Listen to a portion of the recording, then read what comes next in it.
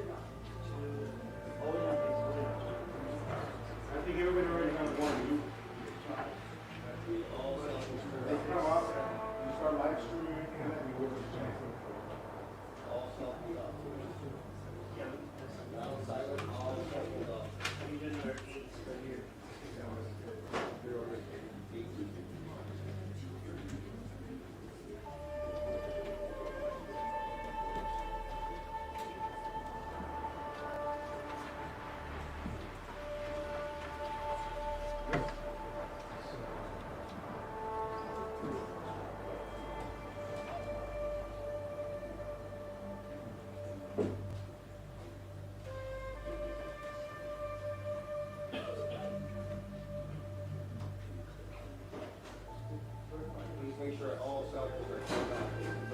All cell phones turned off.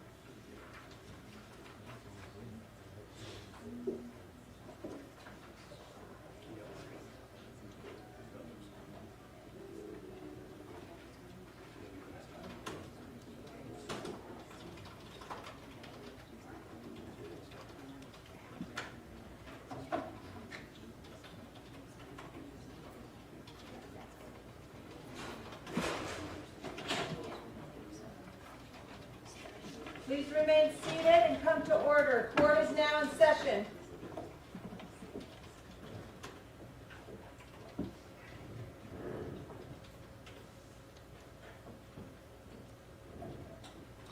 And before we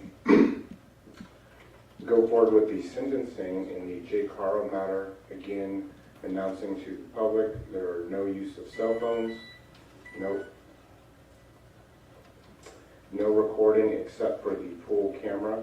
There will be no comments about the case while the court is in session, no outbursts, and please follow the instructions given by our RSO deputies.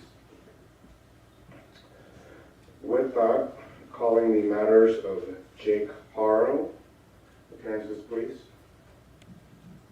Thank you. Paulette Garthwaite for Mr. Haro. He is sitting right next to me at council table. And thank you, Your Honor. Good afternoon. Allison Lowe also on behalf of Jake Haro. Good afternoon, Your Honor. William Robinson for the people. Good afternoon. Brandon Smith for the people. Thank you. And good afternoon, Mr. Haro. And this is the time and place set for sentencing. Are both sides ready to go forward at this time? Yes. And the court has read and considered the sentencing memorandums provided by Ms. Garthwaite and Ms. Lowe, as well as Mr. Smith and Mr. Robinson, as well as the probation report. At this time, does either side want to be heard further? Mr. Smith, Mr. Robinson, any victim impact statements for the court to consider? There will be no victim impact statements. Okay. And Ms. Garthwaite, Ms. Lowe? Your Honor, I just wanted to very briefly reiterate the defense objection to imposing court fees and fines. Mr. Haro is indigent. He's a public defender client. I believe that the court is going to sentence him to a lengthy sentence. And prior to his arrest, he was unable to work and was receiving disability. So we would object to the court imposing any court fees and fines.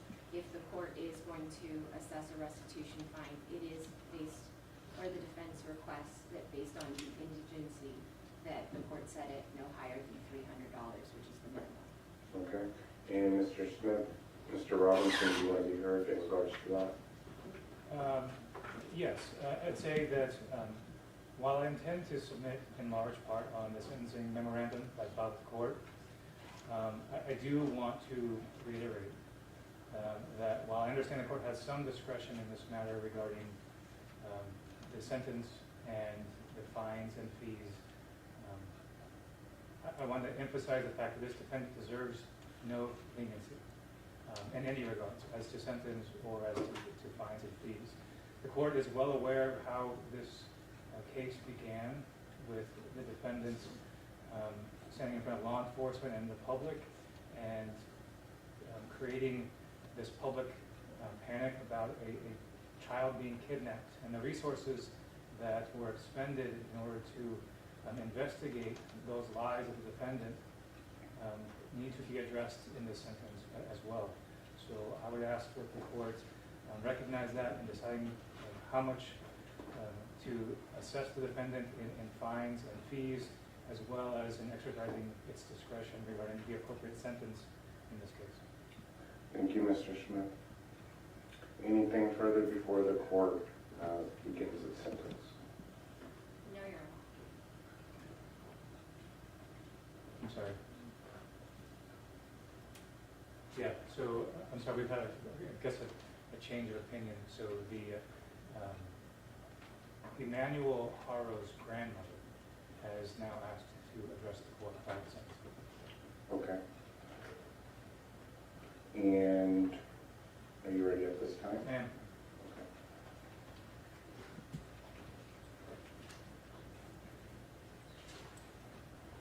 Okay. Hello, ma'am. And Mr. Smith, if we can have an introduction, please. Yes, so this is Emmanuel Haro's maternal grandmother, and her first name is Mary, M-A-R-Y, and I'll have her spell her last name. B-U-S-H-A-U-S-E-N.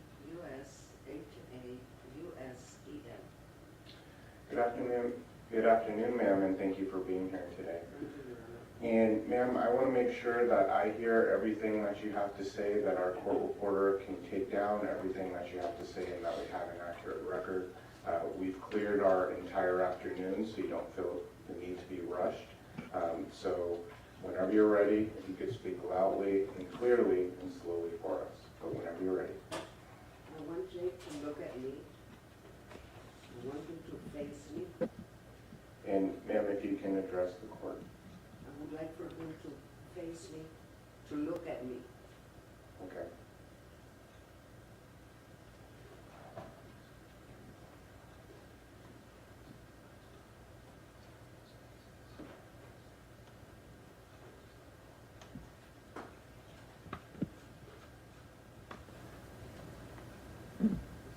And ma'am, if you could speak up as loud as you can, please.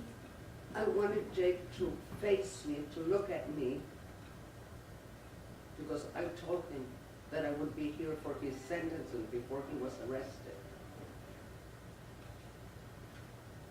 I talked to him about, as a friend, to tell me everything, because he didn't give me the opportunity to meet my grandson. He destroyed my whole family. He branded his children for life. He damaged her children, all his children for life. And in doing that, he destroyed my family, my children, everybody in my family. All my children are destroyed by this. He changed my daughter to where we don't know who she is. He never gave me a chance to see my grandchildren. He kept my daughter away. I don't know what he did or how he changed my daughter's life. But she was never that same person after she went to live with him. The only reason Rebecca came back, because in March I had a stroke. And my son got hold of her and told her I was in ICU. That's how I met Mackenzie, my 2-year-old granddaughter. I didn't even know she existed. Because I was not aware that she was pregnant with Mackenzie. I was not aware that she was pregnant with Emmanuel. I never met Emmanuel. You know, he deprived everybody. And it has hurt my children because the media has torn all of my children apart, okay? Because they say, Grandma knows, Grandma isn't on it, Grandma doesn't know nothing. If I had known what was going on, I would have take my daughter out of there forcefully, or I would have called the police. My sons would have come and got her, okay? Never did we ever knew anything. If I had known when I called social service when Rebecca moved in, I called social service to let them know that I didn't like him. That because my granddaughter Irene was afraid. She didn't want to be there. She called me and she says, Grandma, I don't want to be there. Okay, so I called social service. I asked social service to give me a report of what had happened, what they found out. Oh no, she's fine. The house is beautiful. They have food in the fridge. That's it. Have social service come and told me what he had done to promise his other children.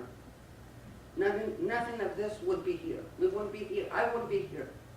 My grandchildren, Emmanuel wouldn't be gone. Mackenzie wouldn't have been born. Because he had already done a lot of horrible things to his other children. He branded those children for life. And in the same way, branded all my children too. Because I can't go nowhere without they asking me. Every time I go to the store or somebody recognizes me, they attack me, you know, on social media, everywhere. And that is not my doing or my children. This has been horrible for us.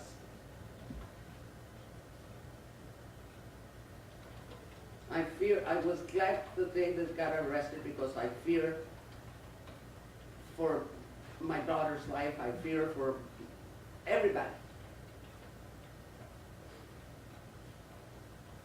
And, you know, he had a second chance. My daughter didn't have a chance with him. Or his children. His children didn't have a second chance. And I think the judge that let him go should be here sitting with him. And so is social service. Because they could have told me, oh no, protocol doesn't allow us to tell you anything. Well, how are we supposed to protect our children if we don't know? The court knows what's going on. I didn't know. I called social service. I didn't know what he had done to his other children.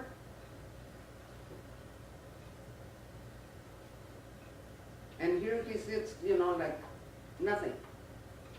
Somebody will give him another chance. And I don't want that. Because he didn't give his children a chance. He didn't give my daughter a chance to be happy to take care of her children, okay? My 20-year-old granddaughter, my 18-year-old granddaughter are a mess because of him. Mackenzie, it's totally changed, a little baby, a 2-year-old girl that has nothing, okay?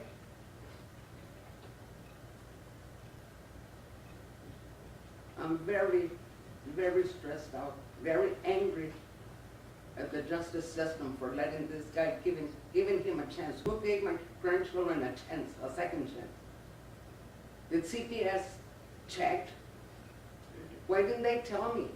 Oh look, this is what that guy does. He takes it out on the children, on the baby. He can't do it to a grown person. He's not man enough to do it to a man, okay? He destroys so many lives. His mom, his brother, everybody, okay? Nobody wants to be here. Nobody wanted to come and look at it. But I have to speak for my grandson and my grandchildren, and for my children too, because they're going through every hell in this world, okay?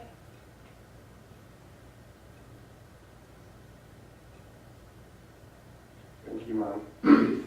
I didn't mourn my grandson that he passed away. We buried him on the 5th of August, and they were saying that, oh, we probably bury Emmanuel in my grandson's, when we bury my grandson, okay? I lost my grandson on the 5th. We buried my grandson on the 5th of August. Then he calls me on the 14th of August and says that Emmanuel is kidnapped. And then my sister passes on the 17th of August. We didn't have a chance to mourn any of my sister, my grandson, my other grandson, none. Because everybody was angry at everybody because how could this happen? Why?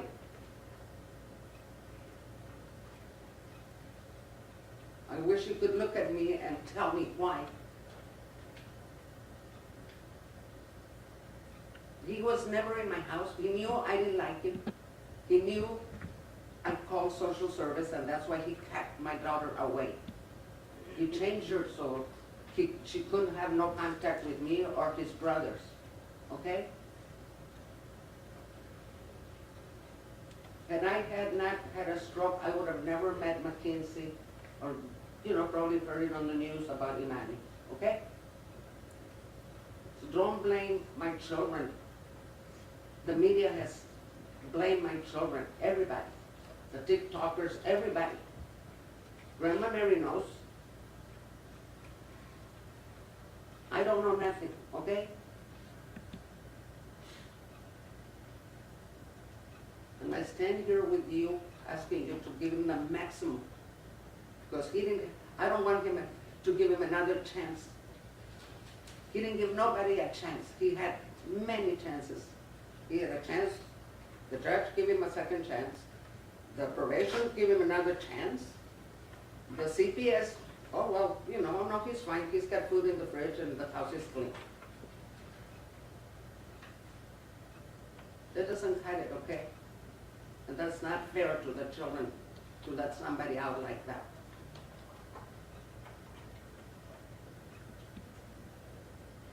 And I'm sorry, Your Honor, I'm just very, very upset and very stressed out.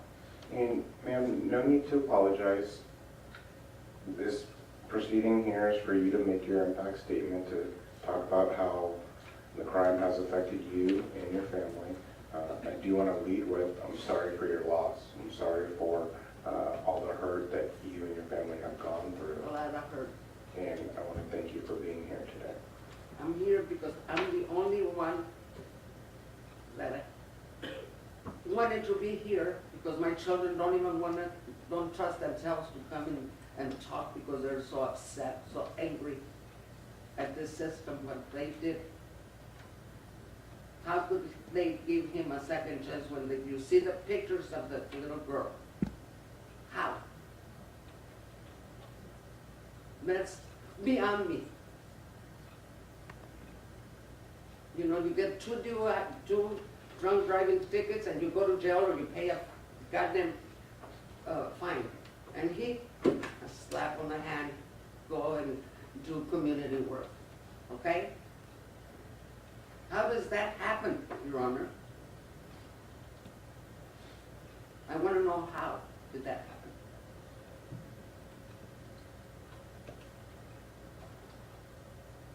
Anything else, ma'am? No. Thank you, Your Honor. Thank you. Mr. Smith, Mr. Robinson, any other impact statements on behalf of the people? No, thank you. Ms. Garthwaite, Ms. Lowe, no impact statements on behalf of the defense? No, thank you, Your Honor. And submitting on your motion? Yes. Submitting on your motion. Yes.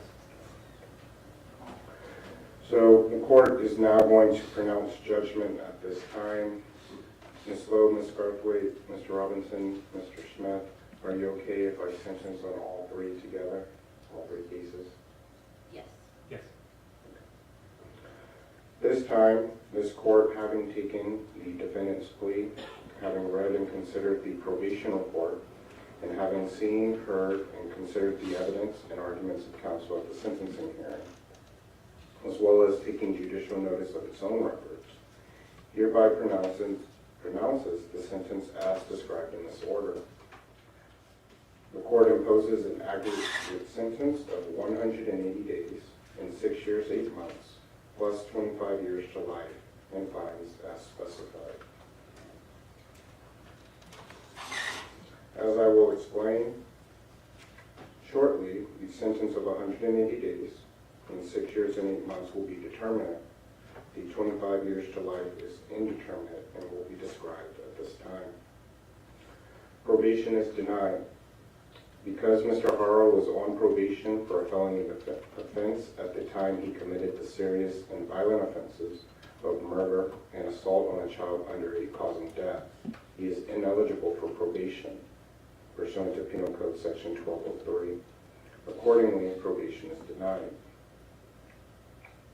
In regards to the terms of imprisonment, this case involves the imposition of determinate terms and indeterminate terms.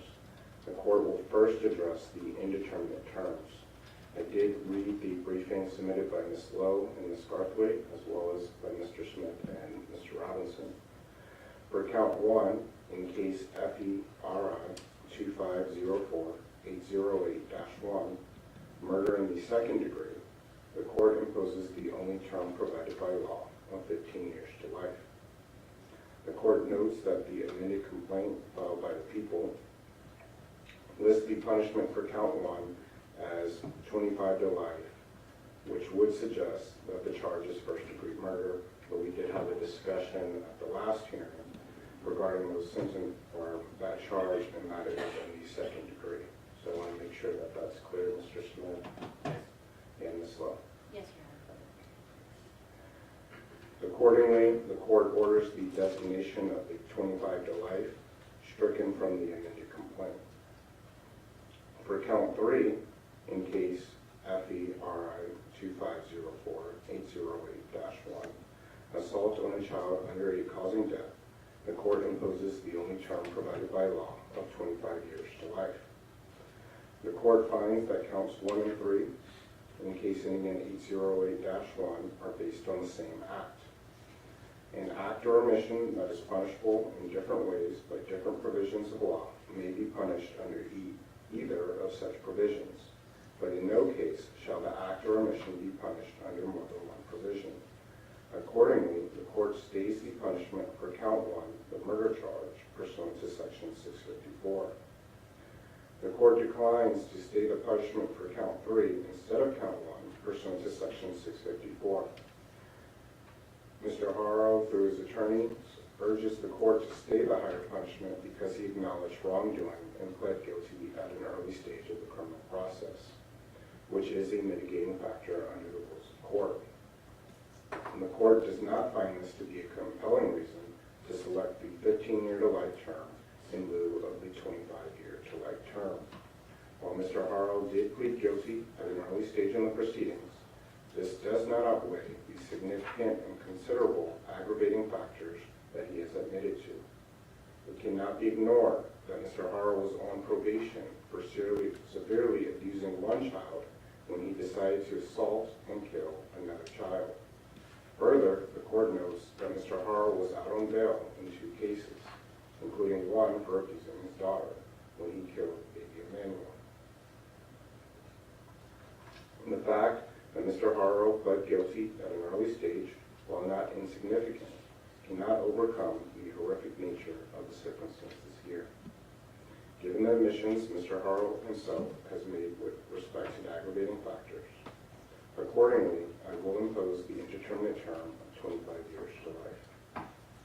Mr. Haro has also been convicted of 3 felony charges with determinate sentences. The court selects the child abuse charge, 273A from case BAF 2101265-2 to be the principal offense. The court orders executed the previously imposed term of 6 years, which is the upper term. As will be explained, the court orders the determinate punishments to run consecutively to the punishment imposed in felony case ending in 808-1. In case BAF 2400717, Mr. Haro has pled guilty to being a felon in possession of a firearm pursuant to Penal Code Section 29800 and ammunition under Penal Code Section 3305. These offenses are based on his possession of a loaded firearm, which is a single act. Accordingly, the court stays punishment for count 2, the possession of ammunition charge, pursuant to Section 654. For the firearm possession charge in count 1, I will impose a subordinate term of 8 months, which is 1/3 of the midterm, to run consecutively to the principal term. When determining whether to impose consecutive or concurrent sentences, the rules of court provide several factors for the court to consider. The factors related to the crime include whether or not, 1, the crimes and their objectives were predominantly independent of each other. 2, the crimes involved separate acts or threats of violence. Or 3, the crimes were committed at different times or separate places, rather than being committed so closely in time and place as to indicate a single period of terrible behavior. The court may also consider any aggravating or mitigating circumstances in deciding whether to impose concurrent or consecutive sentences, except that the court may not impose a consecutive sentence based on 1, a fact used to impose the upper term, or 2, a fact used to otherwise enhance the defendant's sentence, and 3, a fact that is an element of the crime. The consecutive punishments are appropriate here because the crimes and their objectives were independent of each other, involved separate acts, and were committed at different times, indeed over the course of many years. Accordingly, the court imposes all felony punishments to run consecutively to each other. Mr. Haro has also pled guilty to a misdemeanor offense of filing a false police report in count 2 in felony case ending in 808. For this misdemeanor offense, the court imposes a term of 180 days to be served in any penal institution. Having imposed the terms as explained, the court hereby imposes an aggregate term of 180 days and 6 years, 8 months, plus 25 years to life in state prison. I do want to touch on my discretion in case there was any question. Looking back on this in the future, were the voters or the legislature to amend any statutes, or were there to be any decisional law in the future that would grant this court any additional discretion in sentencing and which might benefit Mr. Haro, this court would decline to exercise any such additional discretion to lower or mitigate Mr. Haro's sentence. The court has weighed and balanced all the aggravating and mitigating factors in this case and considered all circumstances such that the court believes the current sentence is just and appropriate. Mr. Haro's conduct and culpability in offense against his own children lead the court to conclude that Mr. Haro's sentence today is fully justified without future downward modification, even should the legislature provide such discretion. In regards to the fines, the court will impose a restitution fine of $10,000. The court finds the maximum fine is appropriate given the number of felonies the defendant was convicted of and the number of years he is being ordered to serve. The court imposes the parole revocation restitution fine in the amount of $10,000 as well. This fine is stayed unless and until parole is revoked. I will impose the court security fees as well as the penalties. The court additionally imposes the state penalty of $10 for every $10 or part of $10 upon every fine imposed. The state penalty assessment of 20% of the base fine, the court operations assessment of $40 for each conviction, and the court facilities assessment of $30 for each conviction. Ms. Lowe, I will take note of your request under Duenas. And at this time, those fines and fees will be imposed, but stay the execution pursuant to Duenas. In regards to restitution, the court orders victim restitution to be paid in any amount that may be determined in the future.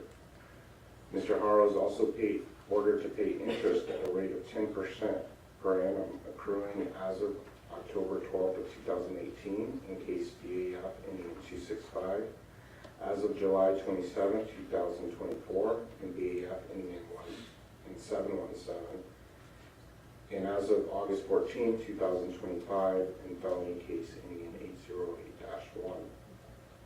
Mr. Haro is hereby advised the restitution orders shall be enforceable as if they were civil judgments. Mr. Haro, I'm going to advise you of the following at this time.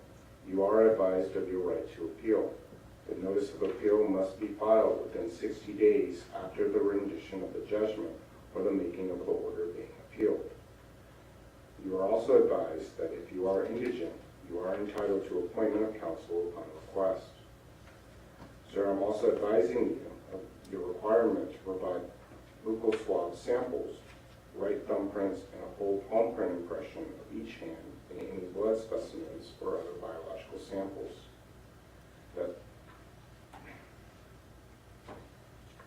Sir, also advising you that as a result of these convictions, you are prohibited from owning, purchasing, receiving, possessing, or having under your custody or control any firearms, ammunition, or body armor. You are also ordered to relinquish any firearms. Sir, I'm advising you, and I went over this at your plea, that if you are not a citizen of the United States, these convictions will have the consequence of deportation, exclusion from admission to the United States, and denial of naturalization pursuant to federal law. You're also advised that at the expiration of the term of imprisonment here imposed, you may be released on parole unless the Board of Prison Terms waives parole for good cause. If parole is granted, the period of parole shall be for 3 years.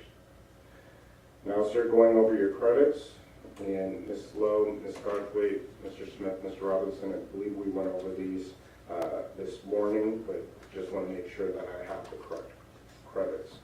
Sir, in BAF case ending in 017, you have credits of 72 plus 72 for a total of 144 days.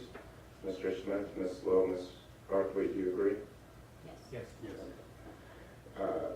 In case ending in 265, your banning case, you have credits for 167 days actual plus 166 days 4019 for a total of 333. Yes. Yes. And lastly, sir, in the case, your newest case, ending in 808, your Riverside case, you have credits of 74 days actual plus 0 days good time credit for a total of 74 days. Yes. So to reiterate the final disposition, Mr. Haro, you are hereby sentenced to serve 180 days and 6 years, 8 months to terminal. You are ordered to serve 25 years to life in the state prison for the child abuse perpetrated against CH, for unlawfully possessing a firearm and ammunition after having been convicted of such a heinous crime, and for the senseless assault and murder of baby Emmanuel. While no sentence can possibly vindicate the loss of innocence and life at the hands of Mr. Haro, the man who was supposed to protect these precious and defenseless children against evil and harm, the sentence here is the most the court can do to ensure that as much justice is done as possible. To that end, the court imposes the aforementioned terms of imprisonment, fines, and penalties and assessments, and I will be filing a written order of today's sentence. Anything else at this time before I sentence him or order him transported forthwith? Ms. Lowe or Ms. Garthwaite? No, thank you, Your Honor. I have a point of clarification, Your Honor. Okay. I just wanted to inquire, it's my understanding that the court did impose the $10,000 restitution fine that stayed that person with me, yes? Yes. Okay, thank you, Your Honor. Mr. Smith, Mr. Robinson? Nothing, thank you. Nothing further. Thank you. And at this time, Mr. Haro, I am going to order that you are transported forthwith by the Department of Corrections for housing in the state prison.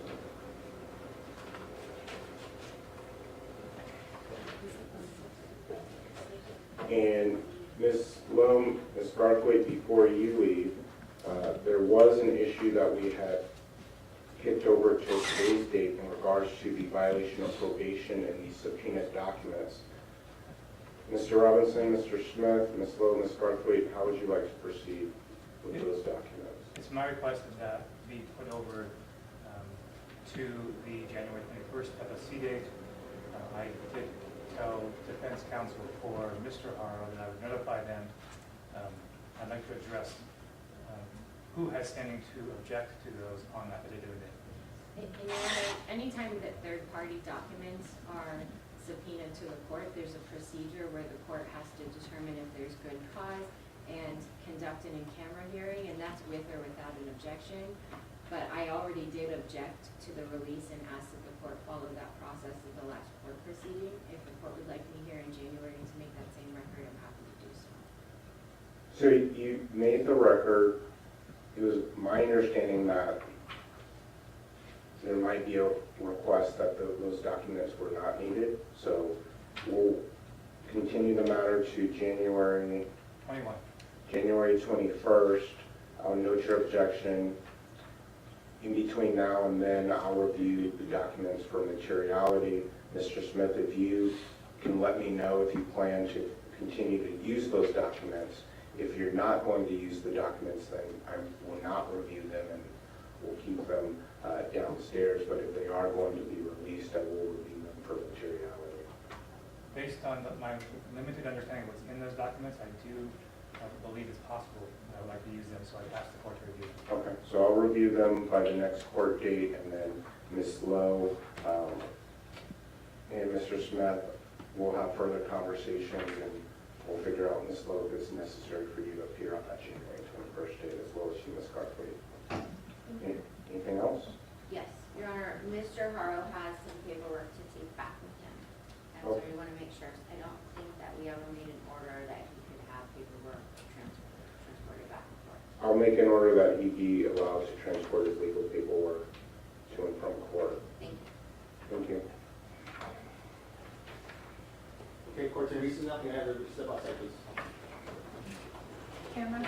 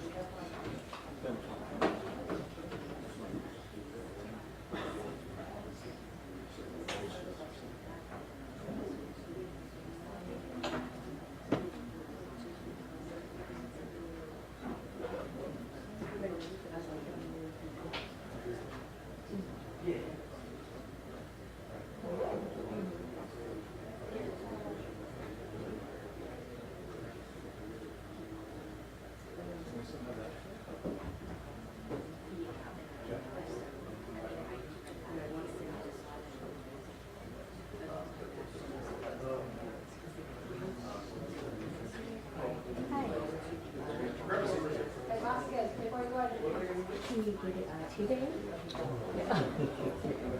No, you cannot. Okay. Once they're back, we have to call it out. Okay, as long as you're telling us, because I do, I'm trying to look at the next month. So, you know, do the best I can. Yeah. I mean, I know who you are, Mr. Robinson, but, just, you can give me your card. I don't mess it up. Thank you.